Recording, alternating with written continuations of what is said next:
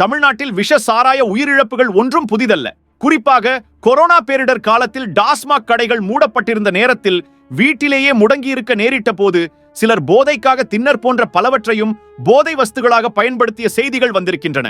போதைக்காக விபரீத வழிகளை முயற்சித்த சிலர் ஆங்காங்கே உயிரிழந்த செய்தியும் நம்மை எட்டியுள்ளது. கள்ளக்குறிச்சி கள்ளச்சாராயம் மரணம், தோண்ட தோண்ட வெளிவரும் உண்மைகள், நிற்காமல் ஓடிய சரக்கு, குறைந்த செலவில் அதிக போதை, புதிய பார்முலாவை கண்டுபிடித்த கருப்பு ஆடு, பெண்களுக்கும் வழங்கப்பட்ட சாராயம், 10 நிமிடத்தில் கண்கள் தெரியாத அளவிற்கு ராஜபோதை, வீட்டில் ஸ்டாக் வைத்து இன்றும் அருந்திய கொடுமை, போதைக்காகவும் வேகமாக நொதிக்க வேண்டும் மற்றும் வியாபார நோக்கத்திற்காகவும் கலக்கப்பட்ட மிகவும் கொடிய கெமிக்கல் எக்ஸ், ஜிப்மர், மருத்துவமனை பரபரப்பு தகவல். இவ்வளவு பிரச்சனைகள் இருந்தும் கள்ள சாராயத்தை விரும்பி ஏன் குடிக்கிறார்கள் தெரியுமா?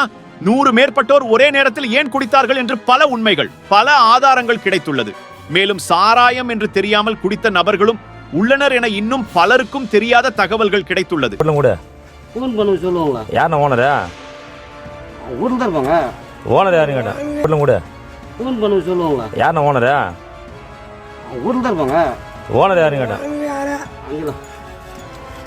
அஞ்சலியா?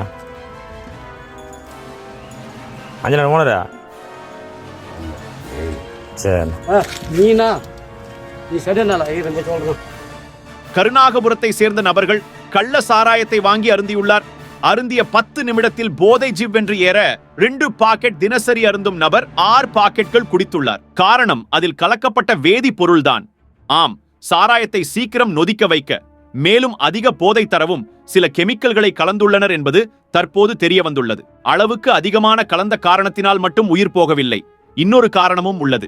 முதலில் 5 நபர்கள் குடித்தவுடன் அவர்களுக்கு கண் எரிச்சல் மற்றும் வயிற்று வலி இருந்துள்ளது. இதனால் மருத்துவமனை சென்றுள்ளனர். அங்கு சிகிச்சை பலனின்றி இறந்து உள்ளனர். அவர்களின் இறப்புக்கு சென்றவர்களுக்கு இதே சாராயம் வழங்கப்பட்டுள்ளது. இங்குதான் ஒரு ட்விஸ்ட். இங்கு வழங்கப்பட்ட சாராயம்தான் அதிக நபர்கள் குடித்து தற்போது மரணித்து வருகின்றனர். நொதிக்க செய்ய கெமிக்கல் கலக்கப்பட்டுள்ளதாக முன்பு பார்த்தோம் அல்லவா? இதனால் சாராயம் நன்றாக நொதித்திருந்துள்ளது. இதனால் தான் சூர போதையில் இருந்துள்ளனர். இந்த சாராயம் காய்ச்சப்பட்டு 2 நாட்கள் ஆகியுள்ளது. மேலும் இதை அதிக அளவில் 2 நாட்களாக வாங்கி அனைவரும் குடித்தே வந்துள்ளனர். முதலில் ஒன்றுமாகவில்லை. காரணம், குடித்த 12 மணி நேரத்திற்கு பிறகே இந்த சாராயம் பக்க விளைவுகளை காட்டுமா. மேலும் சாராயம் நன்றாக இருந்துள்ளதால் வெளியூர்களில் இருந்தும் இதை வாங்கி சென்றுள்ளனர். சில நபர்கள் அவர் உடம்பு வேறு, எங்கள் உடம்பு வேறு, எங்களுக்கெல்லாம் உடம்புக்கு எதுவும் ஆகாது என்று தற்பெருமை பேசிக்கொண்டே குடித்துள்ளதும் அம்பலமாகியுள்ளது. அதே போல கள்ளச்சாராயத்தில் இருக்கும் மற்றொரு சிக்கல், அவை மிக ஈஸியாக மாசுபடும். இவை பெரும்பாலும் வீடுகள் அல்லது சுகாதாரம் இல்லாத இடங்களில் தான் தயாரிக்கப்படும். அப்போது எளிதாக இவை மாசுபடும். மேலும் சாராயத்தை ஆய்வு செய்ததில் போலீசாருக்கு மிகப்பெரிய அதிர்ச்சி காத்திருந்தது. ஆம், அதில் மெத்தனோல் அதிக அளவில் கலக்கப்பட்டிருப்பதும் தெரிய வந்துள்ளது. டாஸ்மாகில் வழங்கப்படும் மது வகைகளில் ஈத்தனோல் தான் இருக்கும். ஈத்தனோல் குடித்தால் 4 நபர்களோடு நீ ஆடுவ, அதே நீ மீத்தனோல் குடித்தால் 4 நபர்கள் உன்னை சுற்றி ஆடுவார்கள் என்று கூறப்படுவது வழக்கம். தற்போது அது நிரூபணமாகிவிட்டது. மெத்தனால் குடித்தவுடன் அது உணவு குழாயிலிருந்து சிறுகுடல் பெருகுடலுக்கு செல்கிறது.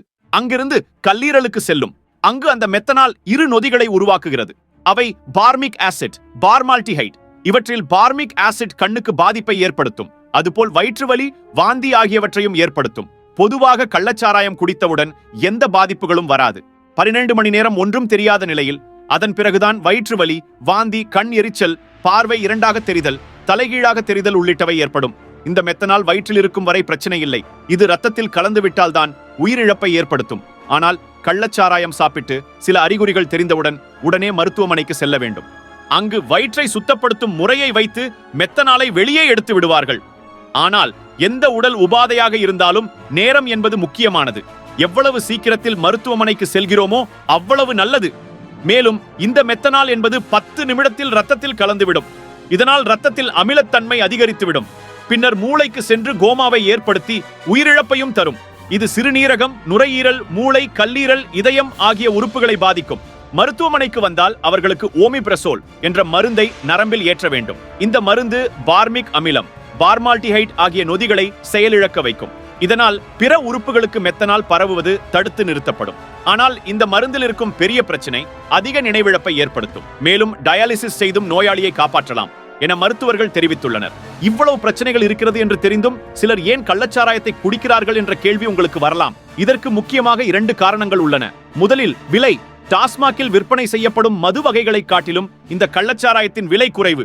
இதன் காரணமாகவே ஆபத்தானது என்று தெரிந்த போதிலும் சிலர் அதை தொடர்ந்து குடிக்கிறார்கள். அதே போல தொடர்ச்சியாக அளவுக்கு அதிகமாக டாஸ்மாக் மதுவை குடிக்கும் போது அது போதையை தராது.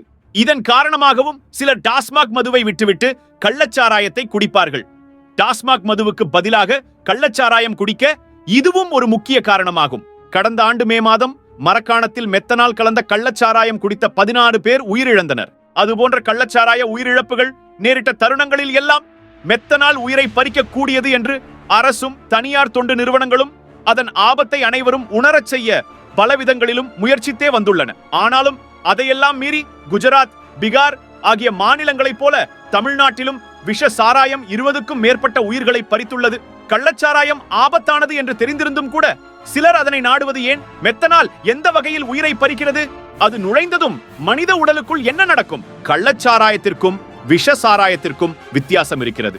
மதுவை அரசு அனுமதி இல்லாமல், உரிமம் இல்லாமல் காய்ச்சி குடித்தால் அது கள்ளச்சாராயம். அதுவே போதைக்காக மெத்தனால் கலக்கப்படும் போது விஷ சாராயமாகிவிடும்.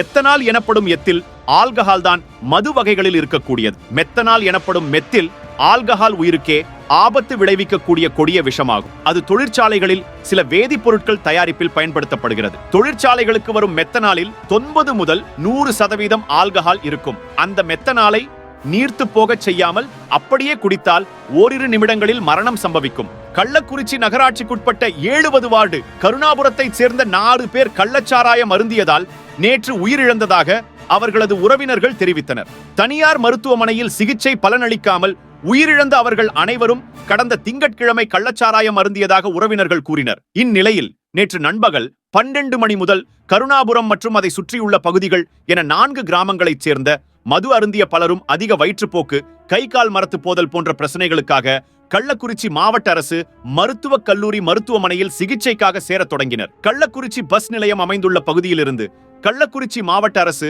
கல்லூரி மருத்துவமனை வரை 20க்கும் மேற்பட்ட ஆம்புலன்ஸ்கள் ஒரே நேரத்தில் பாதிக்கப்பட்டவர்களை ஏற்றிக்கொண்டு அரசு மருத்துவமனைக்கு வந்தன. அவர்களை மருத்துவர்கள் உடனடியாக பரிசோதனை செய்து அதிக பாதிப்பு உள்ளவர்களை சேலம், புதுச்சேரி, விழுப்புரம் அரசு மருத்துவமனைகளுக்கு அனுப்பி. அதே போல தொடர்ச்சியாக அளவுக்கு அதிகமாக டாஸ்மாக் மதுவை குடிக்கும் போது அது போதையை தராது. இதன் காரணமாகவும் சிலர் டாஸ்மாக் மதுவை விட்டுவிட்டு கள்ளச்சாராயத்தை குடிப்பார்கள். டாஸ்மாக் மதுவுக்கு பதிலாக கள்ளச்சாராயம் குடிக்க இதுவும் ஒரு முக்கிய காரணமாகும். கடந்த ஆண்டு மே மாதம் மரக்காணத்தில் மெத்தனால் கலந்த கள்ளச்சாராயம் குடித்த 16 பேர் உயிரிழந்தனர். அதுபோன்ற கள்ளச்சாராய உயிரிழப்புகள் நேரிட்ட தருணங்களில் எல்லாம் மெத்தனால் உயிரை பறிக்க கூடியது என்று அரசும் தனியார் தொண்டு நிறுவனங்களும் அதன் ஆபத்தை அனைவரும் உணரச் செய்ய பலவிதங்களிலும் முயற்சித்தே வந்துள்ளன. ஆனாலும் அதையெல்லாம் மீறி குஜராத், பீகார் ஆகிய மாநிலங்களைப் போல தமிழ்நாட்டிலும் விஷ சாராயம் 20க்கும் மேற்பட்ட உயிர்களை